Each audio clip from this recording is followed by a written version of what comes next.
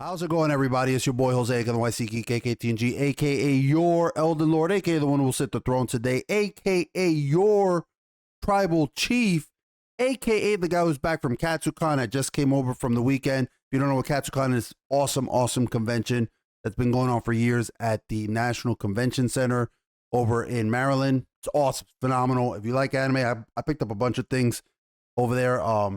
And this room's a mess. I'm trying to sort it. I got a gym bay. I got to clean that back area. You see where the box set is? That's gonna get changed out. I got figures, new figures. I got Jim Bay, my boy. I got a couple Gear 5s. I like this King of Artists, honestly. This is like if you're a One Piece person and you know that there's Portrait of Pirates, which is like the kind of big deluxe luxury pops of the figures, and I got a few of them up there. That Shirahoshi up there, that Whitebeard up there, that Marco. Those are pops, but they're fucking expensive. You could get them. They usually can run up like $300, and if they're limited, you're gonna get it like $400 or $500 if they're not made anymore. But that King of Artists pretty decent. I got a Nami, another Gear 5. But I gotta fix this room up anyway. Yeah, I had a blast. I took a little time, but before I left to KatsuCon, I made a video about the XMen 97 trailer. And it wasn't even like a day out that we were already getting the pressing news of what a lot of us feared was that this was going to be modern woke crap pushed into a beloved property, because these people can never create anything new. They have to use things that are beloved as engines and as platforms for their propaganda, because they're not creative. They have to use these other beloved things. That's one of the things that upsets people like me is, if you want to make your own stuff where you can espouse whatever you want, go ahead and do that. Just don't try to take our stuff to do it, okay? And I just want to bring it up. Here's the first article we're going to talk about. And I went in optimistic. I really did, because I really wanted that. I really wanted this to come out well, right? I wanted the XMen 97 to be a breath of fresh air, because look, Amazon has garbage. Amazon has Rings of Power, which is probably the biggest shit of all time, right? But, you know, they have other good shows there. I like The Boys. Yes, The Boys has some woke stuff in it. It truly does. But there are other things in there that I love that make that show more positive than negative for me. Reacher's been really good. I've been enjoying that show. There are great things. I like Invincible. There are good things in shitty networks. Oh my God, I got like a little fucking buzz there. And I was hoping that X-Men 97 would be that in Disney Plus, right? That we would at least have something there to be like, oh, look, at least I got that, right? Nope. Not even a day. They already came out with this article here. X-Men 97 showrunner confirms Disney Plus series will portray Morph as non-binary. Guys, I know that there are people screeching right now, there's not a big difference. It's these things.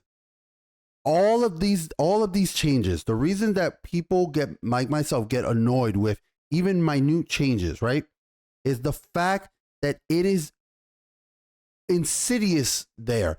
This is not, they don't make, it's because it's usually a precursor to further things, okay? They don't just always just flat out make drastic changes, not until they're comfortable with it, like they have been for the past few years. Usually they try to dig it in real slow. And this is one of them, okay? So let's read this article a little bit. In the first confirmed change being made to the fan favorite incarnation of Marvel's Merry Band of Mutants, X-Men 97 showrunner Bu DeMaio, I hope I said it right, has revealed that unlike the original series, the upcoming revival will portray the mutant shapeshifter Morph as a non-binary individual. This change was confirmed by DeMaio during a series-centric interview given to Empire magazine for their April 2024 issue. And we're gonna touch on a couple other things that, like I said, I watched that trailer with genuine hope that it would turn out well. Like I truly did. And that's the problem with watching things with those rose-colored glasses with nostalgia tinging things, those remember berries, because you sometimes are like, oh shit, man, maybe this will be good, right? Maybe this will be good. And there's things right in front of you that you're like, damn, how the fuck did I miss that when you look at it in closer detail? Even though I had said, I was like, what's up with Morph before, right? Just watching the trailer, I had said, I was like, why are they making Morph look like this? Like, he doesn't look like this. I don't remember it. I remember this being his base appearance in the show. Anyway, let's continue reading. Providing brief teases into the approach to series took in writing each of the series' principal mutant castmates. When it came to Morph, the showrunner confirmed to the Empire, as recapped by the outlets, that this is a lighter take on the character. There you go, lighter take, right? Anytime they start throwing in, this is a take on the character, it usually means we're implanting our own beliefs into it, who is non-binary and has an interesting buddy relationship with Wolverine. I'm sure they'll make it that Wolverine's gay, right? They're gonna make it that Wolverine's bisexual and that maybe Morph turns into like Jean Grey and seduces Wolverine. Man, I might be reading into it, but I'm telling you. So I want to read this. Unsurprisingly, this presents a significant change to the character of Morph, both as originally portrayed in the original Marvel comics and in the original X-Men the animated series. Absolutely. Born Kevin Sidney, the mutant known as Morph, as his name implies, possessed a mutant gift of cellular level shapeshifting. Though depicted as a through and through villain in his comic book form, on the small screen, Morph was initially introduced as a proper member of the X-Men before being killed in that surprise attack, yada yada. But in typical comic book fashion, his death proved to be anything but, as the mutant is later revealed to not have only been rescued by the attack by none other than Mr. Sinister, but also had an evil personality planted within him by the villain. Following a brief stint as a mind-controlled pawn of the leader clan Englishman, Morph is eventually rescued, brought back into the X-Fold, even going so far as to play a major role in the eventual destruction of Sentinel-producing mold. And of course, throughout his adventures, both in print and animated, Morph has never been portrayed as considering himself non-binary. While this ability does allow him to shift into any form, including that of a woman, at the biological level, he always defaulted to a standard appearance as a relatively nondescript human male. Exactly. That's why when they showed this, I was already getting weird vibes, right? Because I'm like, that's not what Morph looked like. I was trying to remember. I'm like, I know this was always his base form. Like, this was always what he identified as. Okay. And now, as you know, alas, while this ham-fisted change is certainly disappointed, it cannot be said that it is wholly unexpected. It's true. It's so weird. Oh my God. I didn't even know about this whole article. Like, look at this. After all, as stated by DeMaio during a 2023 Marvel live stream event, I'm exhausted from the con. Live stream event regarding the series, one of his goals with X-Men 97 was to just get this right and really drill down to what I think the X-Men's always going to be about, which is just, we talk a lot about the dream is social acceptance and it's social justice. Oh, Lord. I think that can sometimes make certain people feel alienated. And for me, it's always going to come down to, hey, I think the X-Men and what we're going to be trying to do with this series is talking about the power of empathy and how it can kind of heal these wounds and turn people against each other, that things like racism and bigotry don't just exist. Whatever, man. Okay, so March 20th, right? This is going to come out. So, like, these people are always trying to throw in this kind of shit that you'll always hear people be like, oh, the X-Men are an allegory to gay rights and to persecuted individuals, the civil rights movements. No, it never was that. Dude, it has been said multiple times by Stan Lee himself, who created the fucking characters, him and Ditko. And you can fucking interpret shit. You can interpret stuff how you want to interpret it, but you can't claim that something was made in a specific way. Okay? If the author tells you that he made it to be in a specific way, even if you might be interpreting it some other way, you're interpreting it wrong, but the author's telling you that it's made this way. And he just made it because he was tired of creating origin powers. That's what it all boiled down to. Okay? Stan Lee was just tired of having to make origin stories for how all his characters got their powers. And he just was like, fuck it. I'm making everybody, what would be cool and lazy? If they're mutants, if they're just born that way. And that's how it was. It never was anything deeper than that. It was just being lazy. The man deserved to be lazy. If he wanted to be lazy, he'd done enough. But like I said, there's a lot of things that, even though we had the red flags, like the warning signs were in my brain, I was like, man, I just want to see Rogue, especially Rogue done right. And so like, let me show y'all something real quick. I want to show y'all this article real quick. Because this is the Readly, the whatever this thing is, Redley, or where this guy put this interview, right? The creatives behind XMen, they talk us through the heroes of the new animated series. And this is where I talk about the kind of like insidiousness, right? The slow, it's like putting a frog into boil, right? They put it in, they slowly turn up the temperature, because if you turn it up all the way immediately, the frog's going to jump out. And that's what people do, right? You put it up slowly so that you can slowly make these changes, and you try to do it subtly, and people are like, they don't realize it until it's too late. That's what happened with a lot of pop culture. But, we've got this here going about, that's our one true pairing, his on and off relationship with fellow mutant Rogue. And then they talk about Rogue. So let's look at Rogue right here in this picture. I want you to look at her closely. I'm going to zoom it in. Hold on. All right. So you can see Rogue a little bit more clearly. Okay. Yes. Thankfully, she's still a redhead with the white streak in her hair. She's still a Southern belle, but there's changes that they've made to Storm, and that they've especially made to Rogue. Okay. Now they talk about here that they, this great mascot for the show, not in the high school type of way, interprets the power that physically isolates her from the world as an extreme form of empathy. What the fuck are you talking about? This is when you have, I want to know what this guy, has he ever read a fucking comic book, right? Because she can find a deeper type of intimacy and connection. You'll see that's a central theme this season. We're seeing it. We're seeing it, because that's why you're changing, fucking Morph and whatnot. But I want to show you this picture. So I said that I want to focus in on Rogue, right? Like you saw, she looked there, and she looks okay, right? It's a dip in animation, but you can see, and the internet's losing its mind with this, right?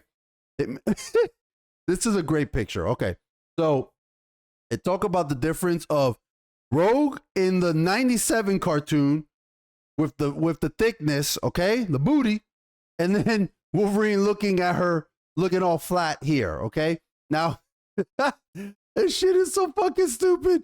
I get it. Like, it's funny though. It's like the creators reduced how prominent Rogue's plot was in the animated series. This is from a Reddit post, because people are going fucking crazy about that, and I get it, because it annoys me too. When this was brought up to me, I'm like, oh shit, I didn't really fucking notice.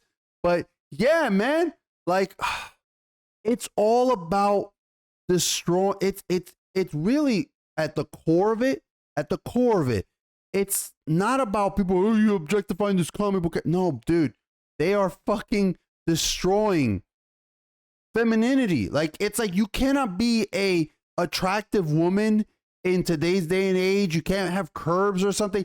I don't know if these people act like they've never seen a woman with curves or something like that. I don't understand it, right? Like, it's just like, what fucking bubble do they live in? Because I got to tell you, there are a lot of naturally curvy and voluptuous women out there. Okay, and I'm not talking about rotund. I'm talking about, like, just curvy, that they look good. They've got a good physique to them. Okay, it's not out of the world. And look at this. Like, look at this fucking change. Look at this. This is from 1997. This is from a fucking show that's almost 30 years old, and it's better drawn than this. Oh man, dude, I like, this is fucking, they're doing that shit with, like, Lara Croft. They're doing it with everything nowadays, and it's just so concerning. It's so concerning that they think that, oh my god, I'm sorry, Vera Dark, I was trying to click on something.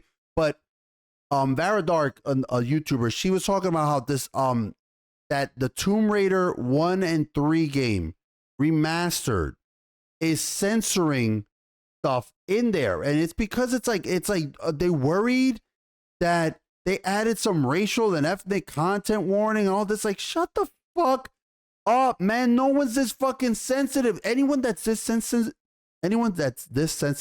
is not buying your stuff, okay? It's the same way. These people, these companies have to understand that these troglodytes on Twitter, these social justice warriors, they're not the ones buying your shit. They never were the ones who bought your shit. I'm the one buying your shit, okay? I'm the one buying your fucking figures. You should be focusing on me and others like me, your actual fans that put their money where their mouth is. Fucking, hold on a second. Fucking, I bought a Nami figure because, for fuck's sake, I got a Robin right there, the Wano Robin right there. And I was like, shit, man. I had bought this Luffy, not this one, the other one that I have here, the one where he's catching lightning. I bought this one, and I was like, damn, man. They had a deal where it was like, hey, you buy this one, you get the other one half off. I was like, well, fuck. You buy this fucking dope ass Nami figure. I'm the one spending hundreds of dollars on your figures, not these fucking plebs. And it's the same thing long ago with comic book fans. They're the ones, the comic book fans that have been buying your stuff, that have the pull list, that have boxes of comics saved. They're the ones who you need to be focusing on. And these modern takes for modern audiences are nothing but a thinly veiled excuse to take stuff that's beloved, to take stuff that's been popularized, to take stuff that's already been established and try to use that as a platform to continually spout garbage agenda, and it will fail. It's constantly going to fail. For fuck's sake. You can't get any more clear. No year was more clear. I didn't mean to rhyme. Of how much of a disaster that is than 2023. There's been other disasters for Disney. Don't get it, again, I always say, don't get it twisted. But that was the year where you would think they'd be like, shit, man, we need to turn course. And I'm about to just make this like, it's just about to be a fucking Marvel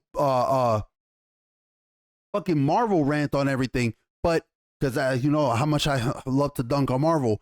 But we're already seeing this stuff with the X-Men for the animated series. I can't even imagine what it's going to be like for the X-Men movie, if that ever even comes out.